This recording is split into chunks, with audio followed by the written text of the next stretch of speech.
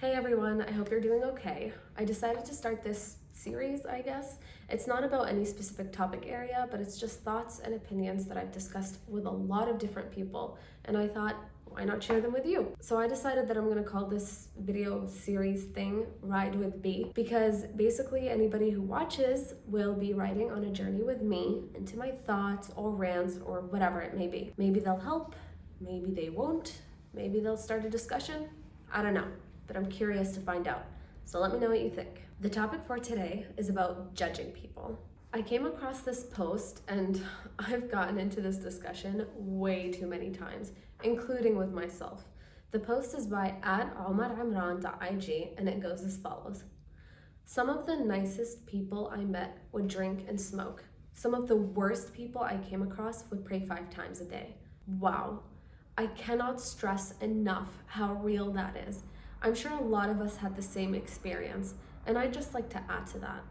Religion is not just about fasting, praying, reading Quran all the time, not listening to music, dressing modestly, etc., etc.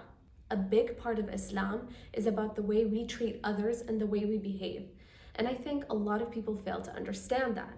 On the other hand, it's not just about spirituality, as a lot of people like to say. Personally, I just think they use that as an excuse to get lazy with Islamic practices. But I'll get into that later. First, let's address the former point. Let's call it action-based Islam. My definition of that is people who follow the typical Islamic practices, such as all the ones I mentioned before, regardless of how they behave. Now, a lot of those people, they live on something called gossip or judging others, or mistreating people who may not be as practicing as they are.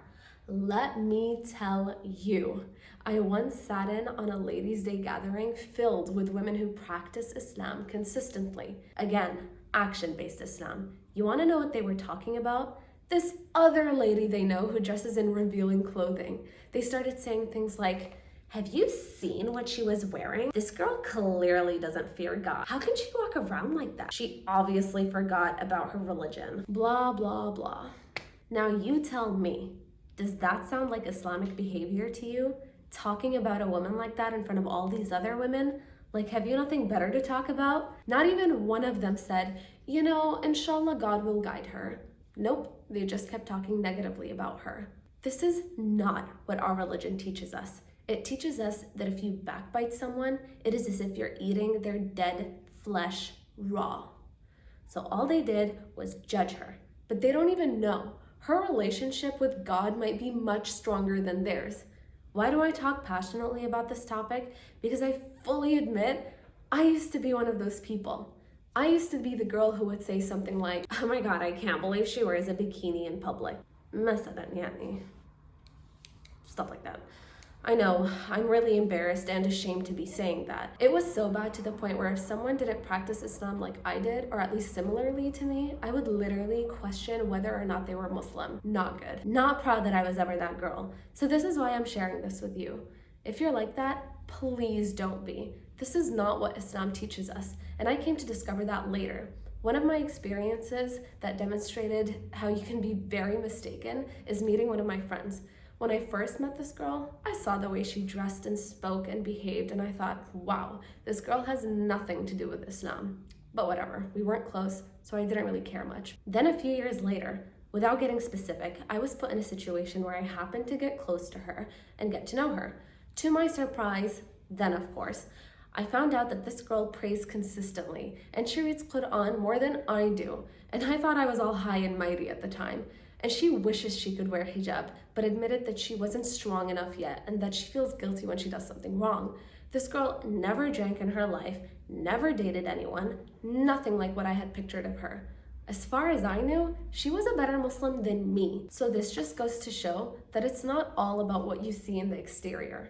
Similarly, just because someone prays 5 times a day, which by the way is the default for being a Muslim, doesn't mean they're religious. I think a lot of people who identify as being religious start to think that they are better than everyone else, which is the exact opposite of what our religion teaches us. It's like that quote by Albert Einstein.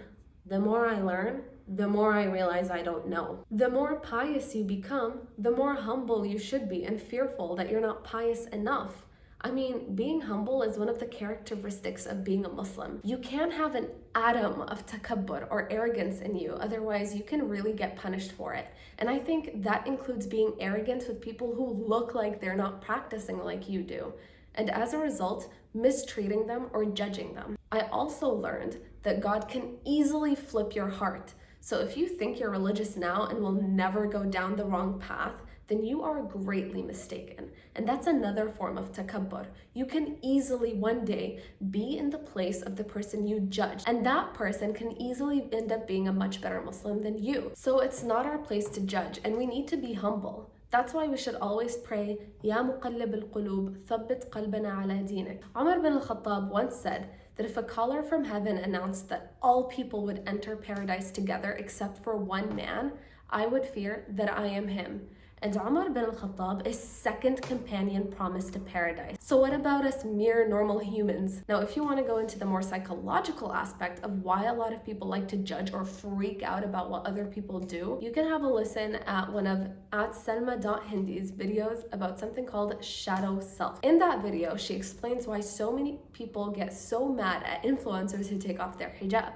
And the explanation is that there are so many things that we are denying for our own selves for whatever reason that it triggers such a drastic reaction when we see other people doing it. The shadow self is what sparks judgment. You don't have to necessarily agree with their actions, but for you to have such a triggered extreme reaction just indicates that this is something that you're denying in your own self. If you want more information, just watch her video because she'll explain it much better than I can. What I think is that there is no denying Islam has a lot of strict rules, no doubt about it, and we as Muslims have accepted that. Some people choose to follow all the rules and others don't. Those who do get very triggered when they see others who don't, and that's where the judgment comes from. But again, those same people don't know what's between others and God, so they need to be humble and keep that in mind before making any judgments. As for the latter point that I mentioned way in the beginning, let's call this concept spiritual-based Islam. My definition of that is basically people who say something like, as long as I'm a good person, it doesn't matter if I pray or fast or whatever. These types of people will tell you it's enough to, I don't know, be kind to others, help others, not backbite anyone, smile all the time, not cheat. But that's not how it works. Sorry to break it to you, but that's not enough. Let me give you an example that explains why. If you're a good kid in school, you don't make noise in class, you suck up to your teacher, you share your school supplies with other people, you never forget your homework, that's all rainbows and butterflies, sure. But if you don't put in that extra effort and you don't study, you will fail your exams. The teachers might like you because you don't bother them, but that doesn't mean you'll pass, let alone do well. So it's not enough to say, oh, I'm just trying to be a good person, because that suggests that you're a good person with others. But where does God come into this? You can't tell me that you're doing this for God and then not do the essential basic things he asked for or asked you not to do, like not eating pork or not gambling, for example. Sure, you might not be harming anyone by eating pork, which is why you might think you're just being a good person for that. But you're still not putting in the effort where the effort needs to go, which is why I say that I think it's just an excuse. But hey, who am I to judge, right? And let's just assume that the people you're judging actually really don't practice anything in Islam. I mean, absolutely nothing. So what? That's their problem.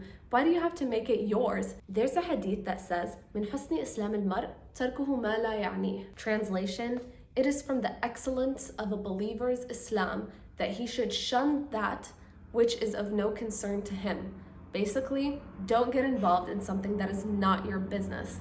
If you really have such a problem with the way that someone is, the best thing you can do is pray for them. And Muslims wonder why people hate us so much. Well, if you're gonna be making problems for people who don't act like you, then of course no one's gonna like you. I digress. My point is, there needs to be a healthy combination of both action-based Islam and spiritual-based Islam. It's not just one or the other. And if you can admit that you try to do and be good, but you're only human and you often make mistakes like everyone else, and hope God can forgive you. And I mean, not just always making mistakes and saying, oh, God will forgive me, but being truly genuine about it, then I think, inshallah, you should be fine.